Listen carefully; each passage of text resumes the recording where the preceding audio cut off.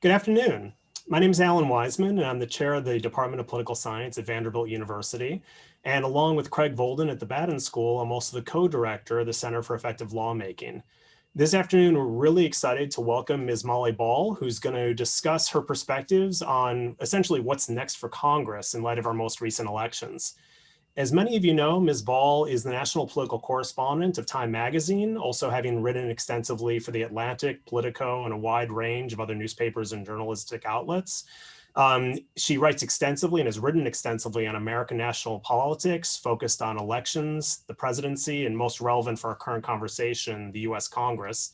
She's the recipient of a wide array of disciplinary-wide awards for journalism, including the Toner Prize for Excellence in Public Reporting, the Lee Walchik Award for Political Analysis, and the Sandy Hume Memorial Award for Excellence in Political Journalism. Also highly relevant to our current discussion is her most recently published book titled Pelosi. Having recently completed, I could tell you Pelosi's a fascinating in-depth account of the rise of Speaker Nancy Pelosi, dating back to her childhood days in Baltimore, in which Ms. Ball also engages with the ways in which Pelosi engaged with the local political machine in San Francisco, was elected to Congress, her rise through the US Congress until she became the first female Speaker of the United States House of Representatives, as well as her fall from that position when the Republicans took over the House, and then her subsequent rise again to the position when the Democratic Party took over in 2018. Really, it's an incredibly readable book. It really reads like a novel in a lot of cases, and it provides a really nice on-the-ground, inside baseball account of the ways in which Speaker Pelosi has been incredibly successful across her career at engaging with factions both within her party, across her party, as well as outside of the chamber itself to help advance her legislative arena. I really can't endorse it enough. And for any Vanderbilt undergrads who might be tuned on today, you'll be happy to know that you will be compelled to read this next year when David Moranis visits the campus, and it's on a required reading list for the political biographies class we're teaching. So with that, I'd like to pass the mic, so to speak, over to my co-director, Craig Volden of the Batten School, who's going to take us off into the Q&A. So thanks for joining us here at the Batten Hour, sponsored by the Center for Effective Lawmaking. Given our recent elections, which we're all aware of, and your deep expertise, we have so many questions for you. But we also want to be sure to bring in audience questions from those of you who are watching this live. You all can put those questions down at the bottom of the screen in the Q&A section, and we'll be bringing those in as we go along. Some of the questions that we'll be asking you, Molly, are going to be pretty general. Some are going to be more specific. Regardless, we'd love to hear specific examples from your experiences in observing Congress as they come to mind. But first, along with thanks, a quick question, or maybe it'll be a longer question. What drew you to journalism, and what drew you to covering politics and Congress in particular? Thank you so much. Thanks for having me, and thanks everybody for being here.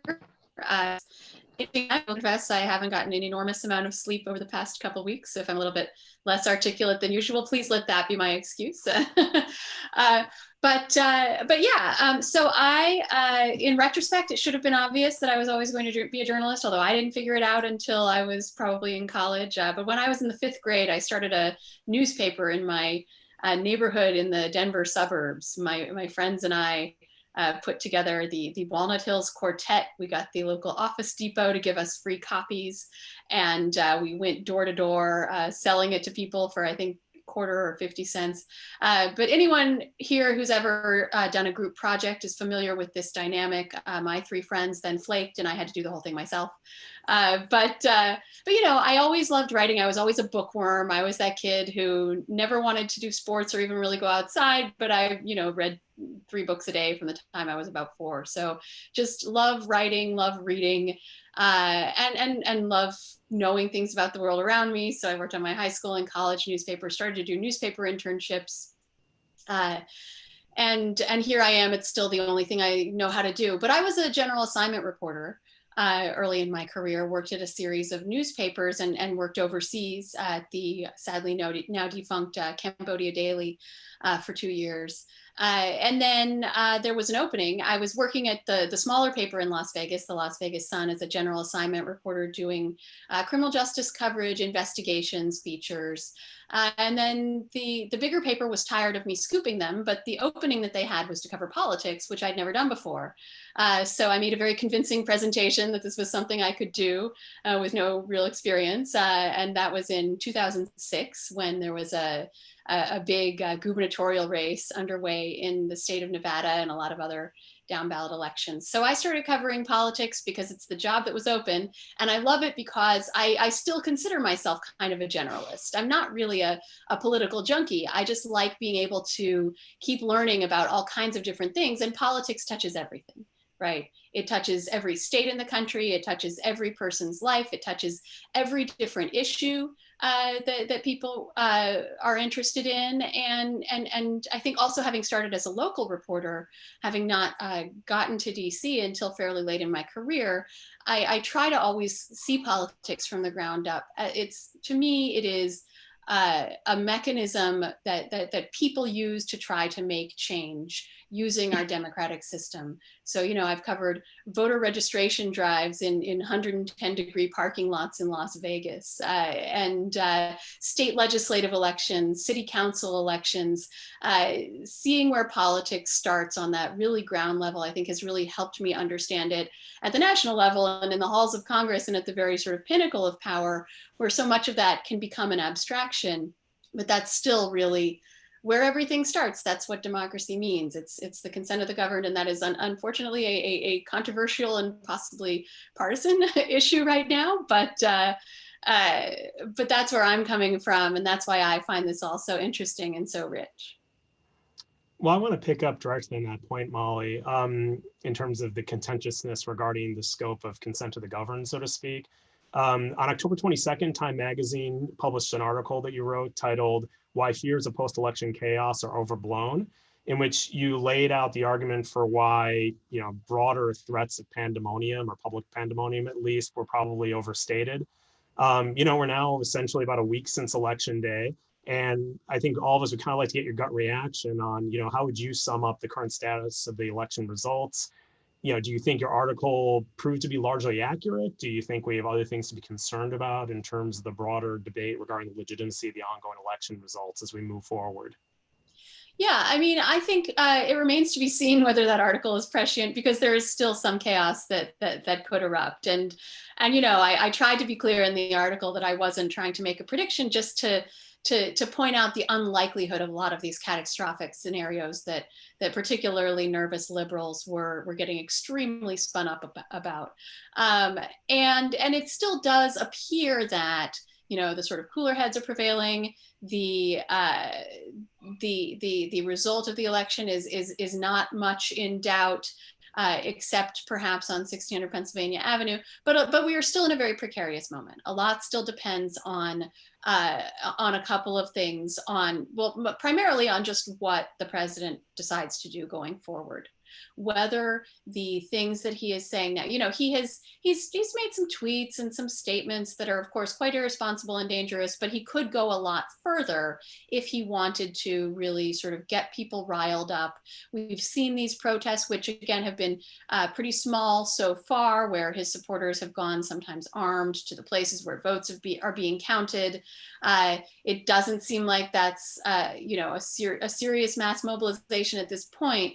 But it would certainly be possible, and it certainly is not is not something that this president has ever shied away from, the possibility of openly inciting violence and disorder and trying to create further conflict around the doubts that he's sown about the election results. So I think we're still in a little bit of a precarious moment. A lot also depends on people around the president, top Republicans. They seem at this point to be sort of giving time and space to the president, and that's perfectly legitimate. That to allow whatever evidence there is to come forward, allow whatever legal challenges there are to play out, without sort of irresponsibly stoking some of these false claims about the doubt around the election results. So it seems like I will be proven right, but we don't know yet, and I don't make predictions, so we'll see. We're getting some good audience questions floating in, and I'm going to try to order them so they kind of follow the chronology from elections to governance and so on. In terms of first one, how would, with regard to Congress, you sum up the election results so far, and how do you interpret what the American public is telling us? Yeah, well, we were an angry and divided country before this election, indeed, probably before the 2016 election.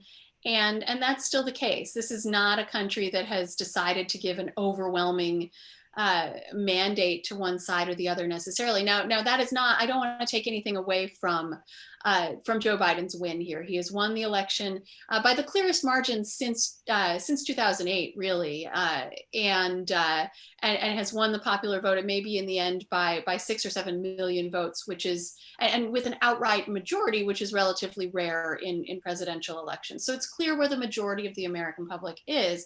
At the same time, we had a lot of pre-election polling indicating that the voters were willing to give the Democrats a much broader mandate in terms of congressional control, that the 2018 election, which I think was fairly viewed as a blue wave, a lot of Democrats thought that was the floor, not the ceiling, of how far they could make inroads into more conservative areas, into conservative-leaning suburbs, into rural areas, even into some of these red states. So, flipping Georgia is huge and has a lot of potential consequences going forward in the next couple of months, but also in the broader future for future elections as Democrats look to the future in the Sun Belt, as opposed to the industrial Midwest where populations are declining instead of growing. And I'm originally, as I mentioned, from Denver, from Colorado and Idaho. So I'm very interested in the Western and Southwestern dynamics at play here. It's a region that's seen so much change. Although Virginia, it's been very interesting to me to watch the political dynamic in Virginia mirror the political dynamic in Colorado, where I grew up almost exactly. We can talk about that more. But the point being, the Democrats didn't get this overwhelming. The Republicans ran ahead of Trump in most of the Senate elections, for example. And so Democrats who were thinking that, they would get that Senate seat in Maine, they would get the Senate seat in North Carolina, perhaps Iowa, perhaps Georgia. We still don't know. There's going to be 2 runoffs in January. But it looks most likely that Democrats will be operating with a smaller rather than larger majority in the House. And that they will be in the minority in the Senate, which dramatically constrains the ambitions of a potential Biden presidency, right? You had a lot of, not just the Biden transition, but a lot of different center-left liberal-leaning groups outlining these really ambitious blueprints for a sort of like FDR type era of legislating. None of that is possible without 50 votes in the Senate, even if there are areas where bipartisan compromise can be found. Senate Majority Leader Mitch McConnell is not going to agree to this sort of sweeping progressive remaking of the American policy landscape. Thanks. Beautiful summing up of where we're at, and lots of additional results to go as we look to those Georgia races. When we think sort of in the immediate governance term, we're talking about a lame duck session of Congress. What do you think Speaker Pelosi will be confronting there, and how do we expect that to play out? Yeah, so a few things about that. I mean, this is going to be a transition unlike any other. There's a normal process for presidential transitions. This is not going to be that. I mean, we're already seeing that, right, with this drama surrounding the General Services Administration just doing the sort of bureaucratic next step to allow the transition to proceed. That's not happening. because the president himself has not accepted that he has lost this election. And so there's a lot of dominoes that can't fall until that happens, in terms of agencies preparing to hand over the apparatus and get the appointments process started and so on. So that is going to sort of hang over the transition as long as it lasts, potentially until the Electoral College meets next month. That could delay a lot of these logistical steps that go into the planning. In the congressional lame duck session, again, the Majority Leader McConnell has indicated that he does want to do some kind of relatively modest tranche of coronavirus relief. These negotiations had sort of been ping-ponging back and forth for months and months. They did those initial, several multi-trillion-dollar relief bills that appear to have been quite effective. The economy appears to be a lot better than it could have been, including, individuals' economic situations much better off than they would have been had that not happened. But it's all running out, and people are running out of money, and jobs are, people are being laid off, especially at state and local governments. So a lot is riding on whether they can make that negotiation happen. And I followed it quite closely over the past year, and it's been this very tortured process. Again, largely because of Trump, because he is simultaneously quite opinionated, but not very involved in the details of policy. So he would, give these conflicting directions. Let's do something big. Let's not do anything at all. And McConnell, seeing that there was no upside for him in getting involved in this dynamic, sort of just stepped away from the beginning and left it to Pelosi to negotiate directly with the White House. She worked quite well with the Treasury Secretary, Steve Mnuchin. They've had a relationship going back to last year when they successfully negotiated the budget and those first few COVID relief bills. But as I argue in my book, she was doing quite well in those negotiations. She was getting a lot of what Democrats wanted, using her leverage, using her negotiating skill in those situations. And Republicans finally realized that and sort of sent in the White House Chief of Staff, Mark Meadows, to put the brakes on Mnuchin and not let him give away quite so much. Which, from Pelosi's perspective, means that they're not making any effort to meet her in the middle. They're not making any effort to make concessions toward the Democrats have repeatedly made concessions in terms of paring back their ambitions. There have not been concessions forthcoming of the same magnitude on the other side. So they've never gotten to any kind of middle position. And the sticking point, it's not clear if it's dollar amount or if it's the specifics on where these dollars are going to go. The Democrats are very focused on this state and local funding that the Republicans, even though Trump has repeatedly said that he wants to do it, he's also said he doesn't want to do it. And so, and the Senate Republicans don't really want to give a lot of money to the states, to government in general. So that's one of the big sticking points still. There's stuff about testing and so on. So I expect that those negotiations will continue. But again, it's hard for McConnell to make any move before the White House admits that they've lost the election. It's hard for the Republicans to come to some kind of agreement with the Democrats because they have to take into consideration the landscape going. So for McConnell to say, for example, this is the best we're going to do until January, or this is the best we're going to do. We should maximize, what we can do with a Republican president, a larger Senate majority. That's not going to wash with people who haven't accepted that Trump is not going to be president come January.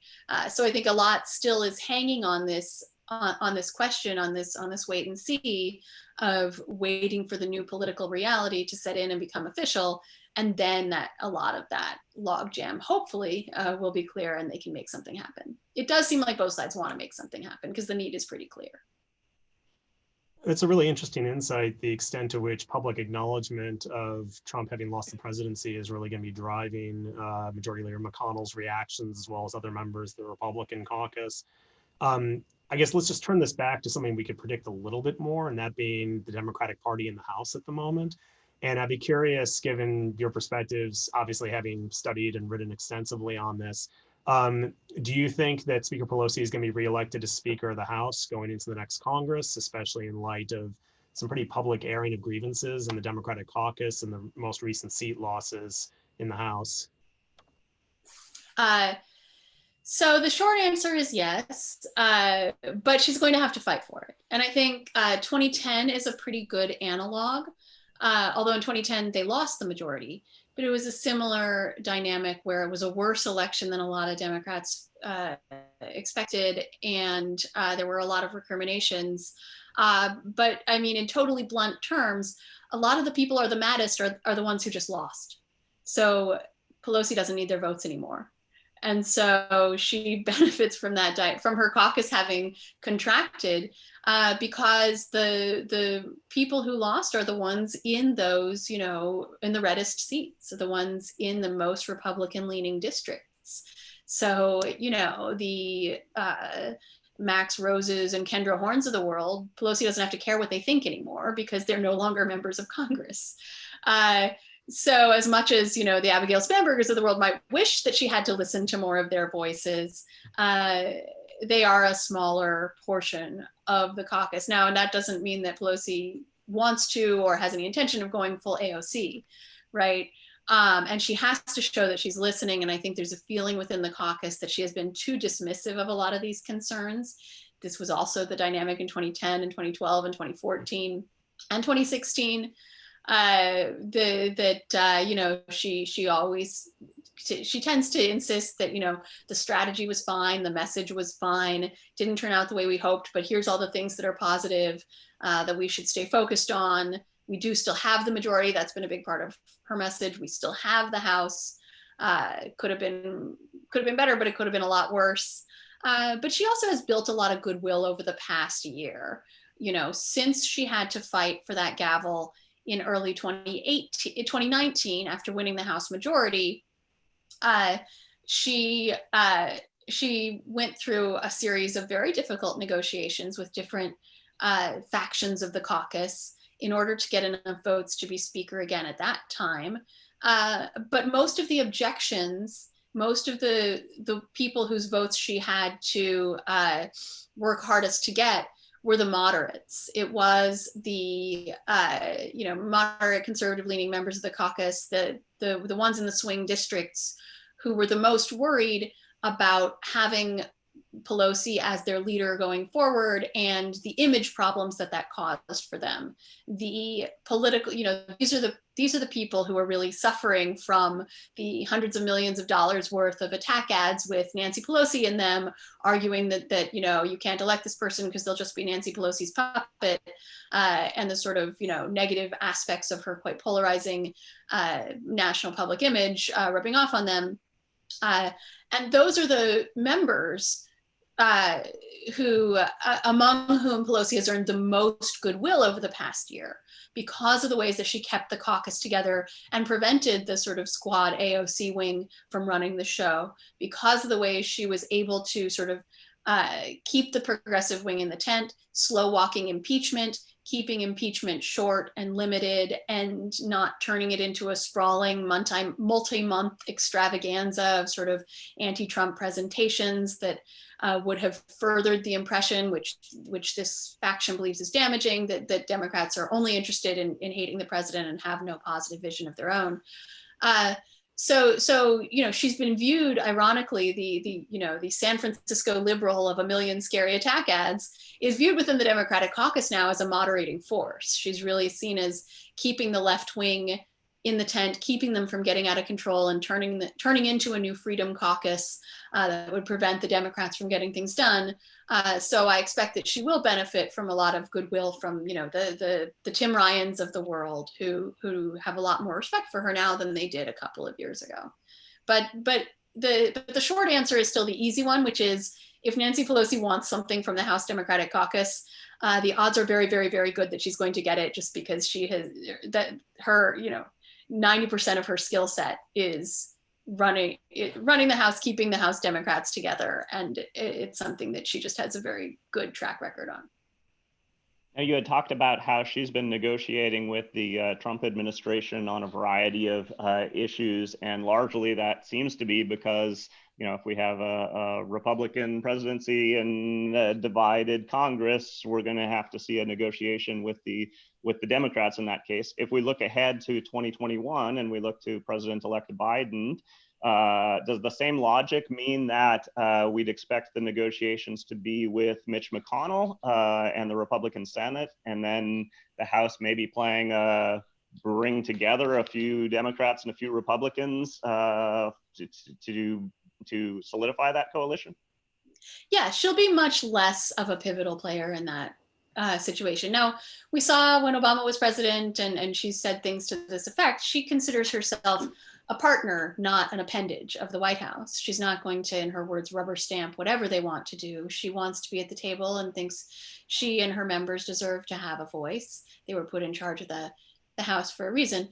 But it will be the White House much more than the House of Representatives driving policy, driving the vision for everything from, COVID relief to infrastructure to whatever else.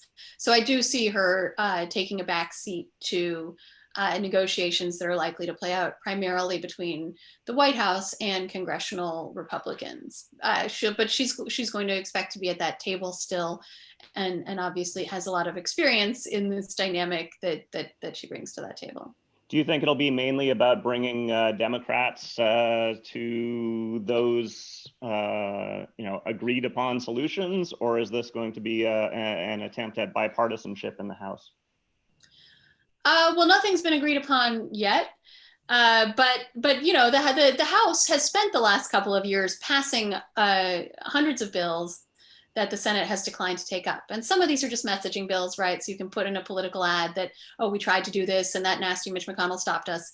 Some of it is quite serious legislation and most of these bills actually did get Republican votes in the House, whether a few or a lot. But these are at least nominally bipartisan bills in a lot of cases. Something like 75% of the bills passed by the House, but not taken up by the Senate, are bipartisan to some degree. But it's going to be up to Republicans, and I don't mean that to say, Democrats get to do whatever they want, and it's up to Republicans whether they want to go along. But Republicans have a voice in this if they're willing to be constructive, and they don't have a lot of goodwill from the Democrats based on the way that they have treated the Democratic Party over the last several years. In the Trump administration, blowing up the Intelligence Committee, which used to be a quite serious bipartisan legislating group and is now almost entirely consumed with partisanship. Things like that. There's less and less bipartisan goodwill in both houses of Congress. But you do still see bipartisan things able to get done. We saw, from the COVID relief bills that passed, I believe at least in some cases on voice votes without even having a recorded vote, to the Senate Intelligence Committee being able to put out a full bipartisan report on the Russia investigation that both parties signed off on. It was quite damning in some regards for the White House, and it was not a partisan document. So there are potential openings for bipartisanship. It's just going to depend, what attitude the respective parties bring to the table. But in terms of the things that are trying to get done, are they potentially bipartisan things? Clearly, a lot of Republicans, at least in the spring, believed that we needed massive government spending on coronavirus relief, even if they don't generally believe in massive government spending overall, right? Clearly, there were a lot of Republicans who at least made supportive noises about Trump's desire for an infrastructure bill, something that was not traditionally a partisan affair, so there are a lot of things that Congress does on usually a 5-year cycle that didn't used to be partisan, that became partisan for the most part during the Obama administration, but they've been able to departisanize them to some extent. I'm thinking of the Farm Bill that largely unfolded without drama. The last time they did it, could they get back to that kind of a process with an infrastructure bill? Maybe, maybe not. I think we just don't know yet. Thanks. In listening to your observations of the ways in which different members interact with each other, especially on partisan versus potentially bipartisan or nonpartisan issues, I'm finding myself just thinking back to your book, and it strikes me that a common theme that really emerges across the text is the way in which you really view Speaker Pelosi to be, for lack of a better phrase, a very instrumental legislator, in the sense that it seems that across her career, a really consistent theme in the way in which she interacts with her colleagues or potential colleagues is just trying to essentially identify what a goal is and advance forward with that goal, regardless of who she has to interact with as a partner in this way. Which, at least in reading your book, it strikes me that's one of her main keys to success, or recipes for being so successful as a lawmaker. And in doing that and thinking about her, both in regards to her leadership position or in general, lawmakers or legislators in the House and Senate, more broadly speaking, do you think this pragmatic perspective, so to speak, is a relatively rare quality among members in the contemporary House and Senate? I guess related to that point, do you think it's really a distinctive strength for Speaker Pelosi, especially in comparison to other speakers, perhaps? Yeah. Oh, you really did read the book. It warms my heart. Criminy crikey. So yeah, I mean, yes, Speaker Pelosi is a very effective legislator at a time when that's become harder and harder to come by, when that skill set is more and more endangered. And some reviewers of my book described her as sort of an anachronistic figure, right? A throwback to the good old days when members of Congress negotiated with one another and produced legislation and passed it and it got signed by the president, which seems downright exotic nowadays. I mean, I would argue that governing is a skill. It's really hard. Not a lot of people know how to do it or bother to learn how to do it, particularly in a political environment that doesn't necessarily incentivize the development of that skill set. It is not a necessarily partisan skill set on its face, but I think it's the reason that as Speaker, Pelosi has been quite successful on many metrics, where in particular, the two Republican speakers who preceded this speakership, Boehner and Ryan, we saw the House basically collapse on their watch, with them unable to control the different factions of their own party, much less negotiate with the other party, repeated government shutdowns, gridlock, inability to pass anything, even in areas where there was hypothetical partisan agreement on policy.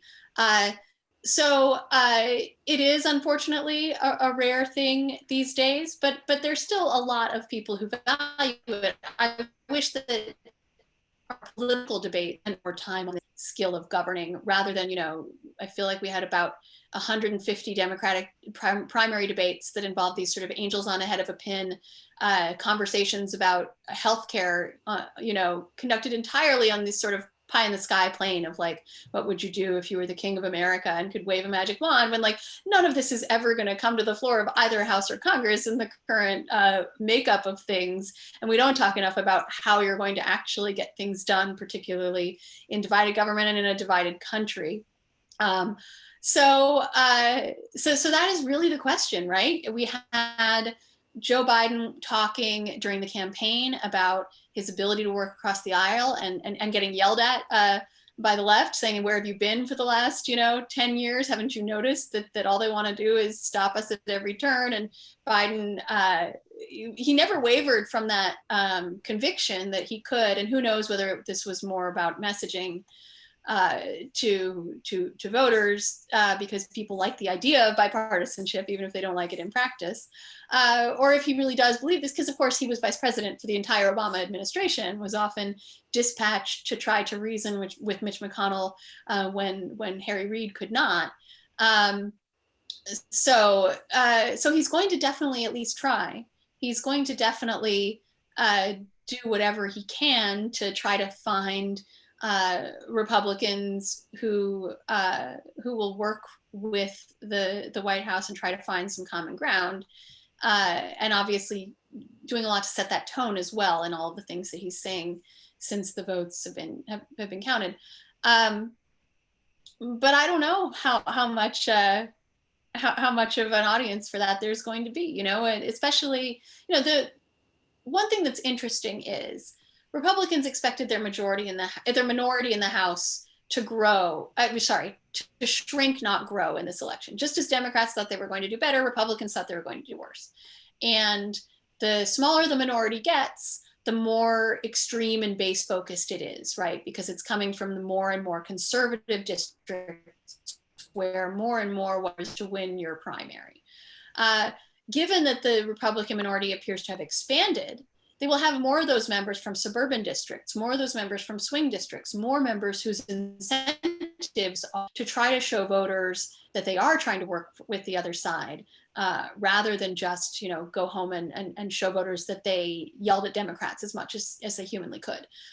So that's a potential opening, but who knows? Nothing in our modern political era works according to that kind of logic. So I just don't know. Right. I mean, that contrast that you were giving between Ryan and Boehner on one side and Pelosi on the other side is fascinating, because it raises a couple things. One is, what is one's innate skill or learned ability to lead and to serve as the kind of that compromise or building coalition role. On the other hand, some argue that Democrats and Republicans are just very different beasts, and that bringing together Democrats is easier than bringing together Republicans. How do you come down on differences between the parties along those lines?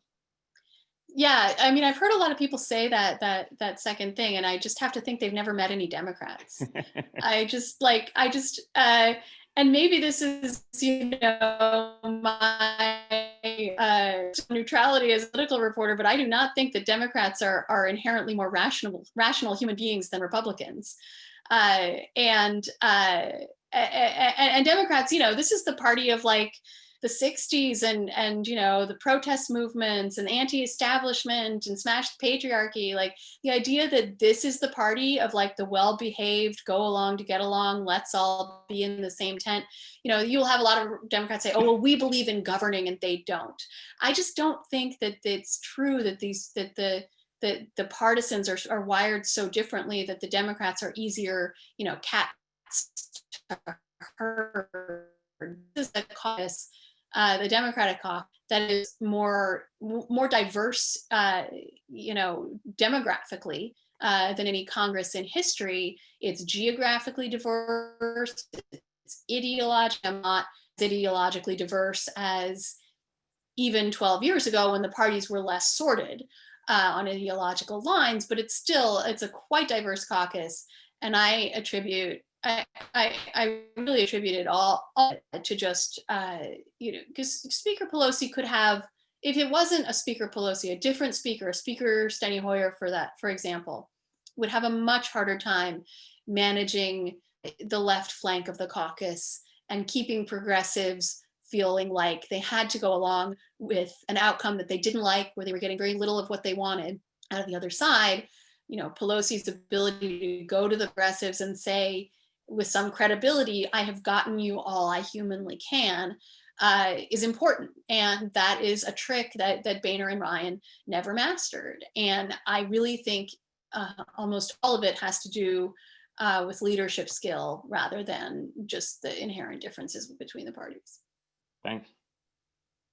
I want to keep talking a bit about the distinctive strengths or distinctive characteristics of Speaker Pelosi in comparison to other leaders, because really at several places in your book, which, as I said, I did read, you essentially point to how Speaker Pelosi throughout her career, really up until she became Speaker, even when she was in the leadership, was at best underestimated, at worst often dismissed or not fully appreciated. And, you definitely intimate early in her career, this was due in at least partially to gender related issues. But this really came to a head. There's this great passage in the book, page 281, if you're really that curious, where you just note that when you take a look back at the 2018 or 2019 leadership challenge, you found it fascinating engaging with her colleagues when people noted that many of her colleagues could never have appreciated a similar leadership challenge occurring if, and I quote, a distinguished older man who was scandal-free and still in command of his facilities on the ground that he wasn't likable had been the speaker at that point, which suggested that clearly she was wrestling with a variety of gender-related considerations in terms of her ability to secure the leadership. Related to this, and also this ties in very organically with a lot of the work that Craig and I have done, as well as a colleague of ours, a former graduate student, Dana Whitmer-Wolf at Colorado College. on the relative lawmaking effectiveness of male versus female lawmakers in Congress. I found myself, and Craig and I were talking about this, I'm just curious, given your observations of Congress across your career, do you think female politicians in the broad sense, or members of Congress in particular, generically approach the lawmaking process differently than their male counterparts in a lot of different situations? So yes and no. On the one hand, I hate the gender essentialism of a lot of this conversation. You hear particularly from female politicians who skepticism like we do any politician, because they're saying things because they think voters will like it, not necessarily because they think it's true. But you hear a lot about like, oh, you know, women are more willing to compromise, more pragmatic, more, you know, and to me, it's a very slippery slope from there to like, we're nurturing and feminine and gracious and willing to take a back seat. And like, if these people never met Sarah Palin, I think women are humans with a wide variety of characteristics. Now, it is at the same time, though, I do allow for the possibility that women, A, are socialized differently, and B, are regarded by voters differently. So perhaps there is, you know, the type of women who are more likely to be elected to communicate to voters that they possess some of these sort of essentialistic female attributes, that they comport themselves in a way that seems stereotypically feminine in terms of listening and you know, being humble to challenges and disagreement and so on. So I know there's a lot of interesting political science work that's been big, but you know, we're dealing with pretty small sample sizes since no more than a quarter of the Congress has ever been female. And it's something that's changing quite rapidly. There's also, you know, the Republicans gained a lot of women in this election. There was a good effort on their women and people of color in the Republican caucus, and they succeeded. But the disparity between the parties is only growing when it comes to gender. And some of this is Trump supercharged this effect of the gender gap in voting. But it's really interesting for me to see going forward. Is that going to be a wedge that continues to essentially sort of topped out? Because you know, so many of these differences are much more partisan differences than they are gender differences, but the gender imbalance between the parties you know, reinforces the partisan imbalance. Great, thanks. We're seeing lots of audience questions coming in, so I want to get to a few more of those. One is on confirmations and cabinet positions. An audience member is expressing skepticism that a Mitt Romney or Susan Collins would impede the formation of a cabinet during a pandemic. And so are we expecting big negotiations, smooth sailings, lots of contentiousness on cabinet appointments? And then I guess I'll throw out suppose we're at 51-49, does the Biden administration find a nice appointment for a Susan Collins or something to tip that to 50-50? So that type of hypothetical, I have no idea. I'm sure there's a lot of Democrats thinking in those terms. I would doubt, you know, Susan Collins, having just fought tooth and nail to hang on to her Senate seat, wants to give it up right now. But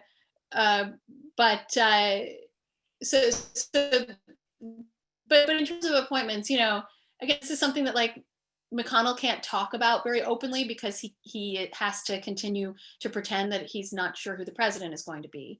But he has said some things about wanting to work with the incoming administration on a cabinet that he considers moderate, right? So wanting to work with the Biden team to so that they appoint people who are confirmable by a Republican Senate.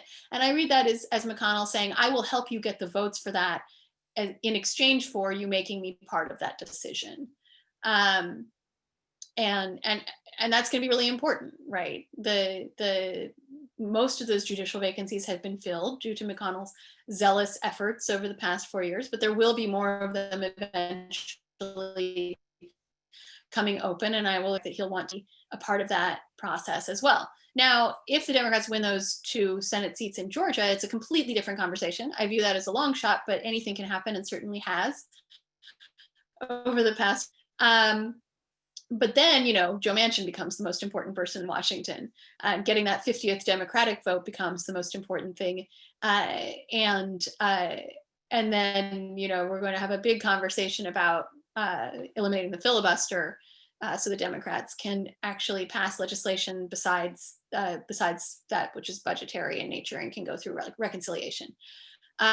So, that's a big fork in the road there, and we don't know which way it's going to go. We won't know until January. But I'm also going to be listening for how this conversation plays out in that election in Georgia, right? Do you have the Republican candidates? They're going to be arguing that Republicans need to maintain control of the Senate in order to serve as a check on the incoming administration and the scary socialist Democrats. Are they messaging that as, we want to work together, but we have to make them be reasonable? Or are they messaging that as, we have to stop them at every turn, that's why you have to keep us in power? Particularly with Georgia turning into a purplish state, what do they think is a better message to send to the electorate that's going to be voting in January? So that's going to be an interesting signal going forward, right? Like, just, how mad is everybody? The Republicans quickly saw after Obama was elected that their people were really, really mad and wanted to be represented in that manner.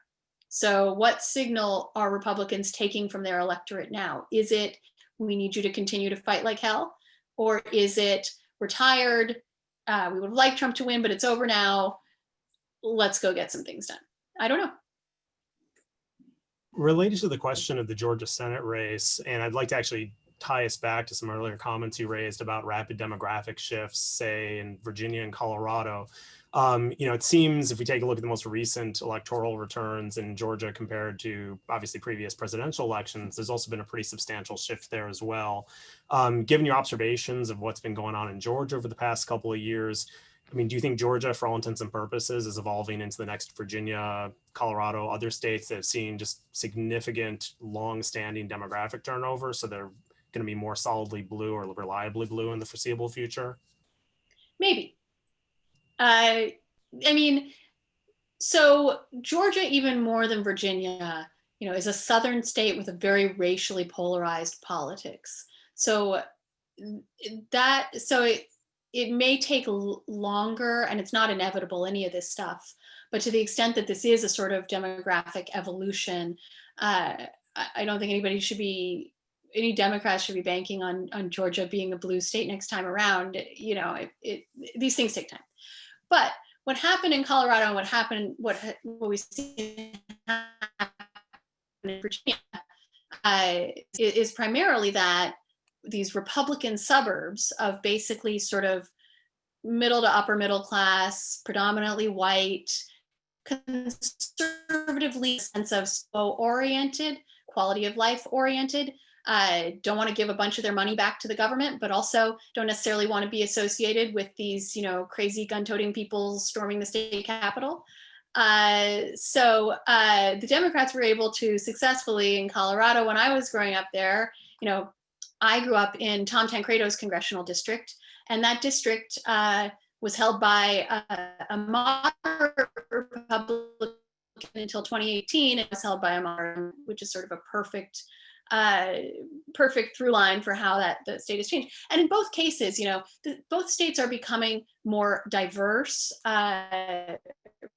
really, but what is really driving this much more than that is an influx of an attitude change among white voters, is more and more college-educated suburban white voters voting for Democrats primarily for, sort of quality of life and attitudinal reasons, just because, white voters are the vast majority of the electorate.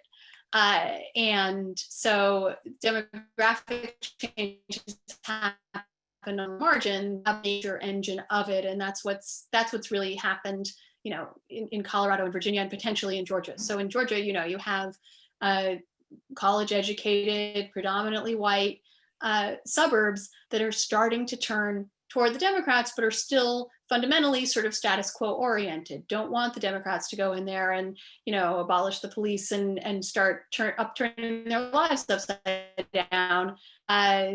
Just like to see a sort of sane and rational politics, and the Democrats are able to successfully position themselves as the sane ones at a time when the Republicans seem to be going further off the cliff. So I don't know what it was in Georgia, but it does seem like, at least in terms of the population trends, it's positioned similarly to where Virginia was, 10 years ago. Thanks. It looks like our audience wants you to get really speculative here on at least one element, which is the future of Trump in 2021. Do you anticipate he'll set up his own TV network? Will he be active? Will he assume the role of former presidents of leaving the stage for 3-4 years?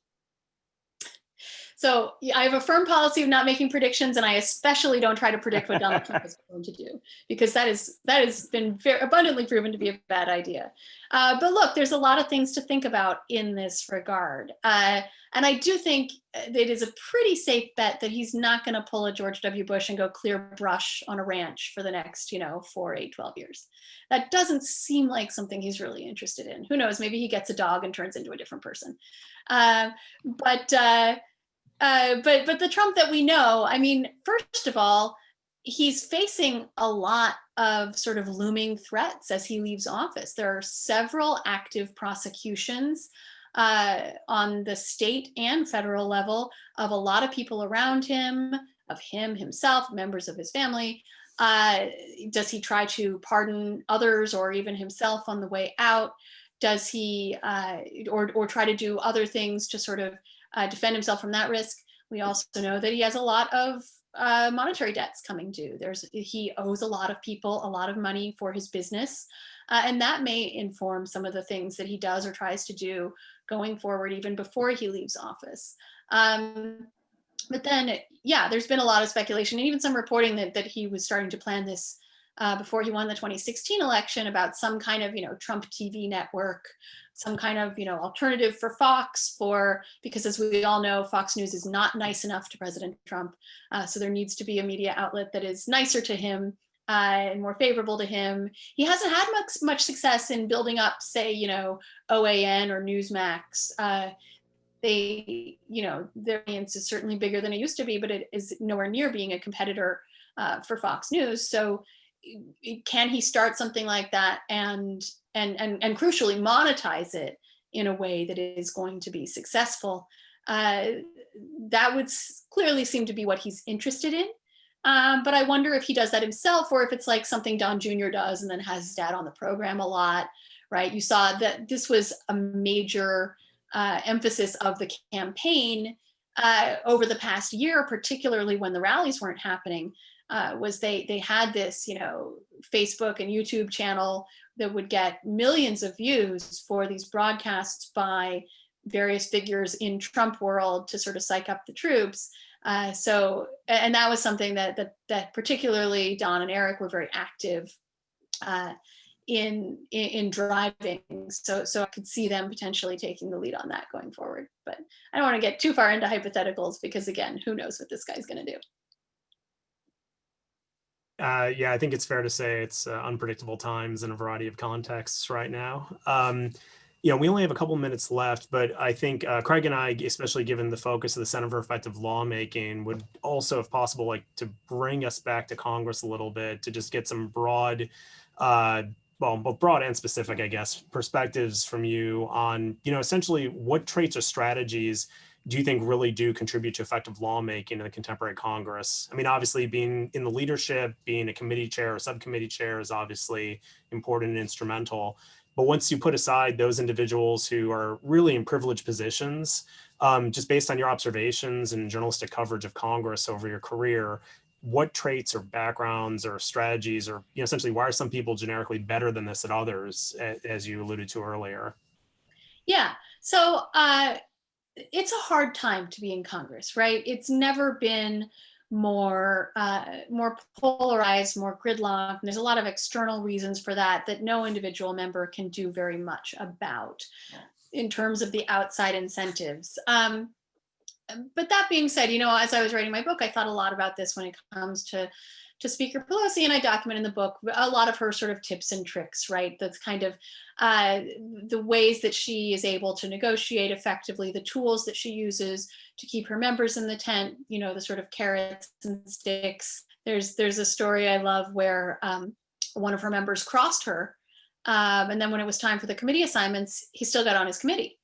And one of her allies said, well, why did you give him that after what he did? And she said, well, now he has to be with me next time. Now he owes me. And so that's the way she thinks, is if you punish someone, they're lost to you forever, right? But if you don't, then you have a chit that you can cash in later. Things like making a fake concession in a negotiation, pretending you're giving up something that meant a lot to you when actually it was something that you didn't even want or wasn't real. But I came to understand, I think, in the course of studying this, that more than any one sort of strategy or trick, it's just what makes Pelosi in particular so effective is just a very deep understanding of human nature, right? I mean, the House is an incredibly complex place. You can't really have deep individual relationships with 435 or even 218 people. But she knows, the makeup of everybody's district and what their pet issues are and who they are and aren't in a feud with and what caucus they're a member of and how all those it's very much sort of shifting blocks, right, that all have to mesh and work together. And so understanding just what drives each individual member and what sort of button you can push to get them to move in your direction.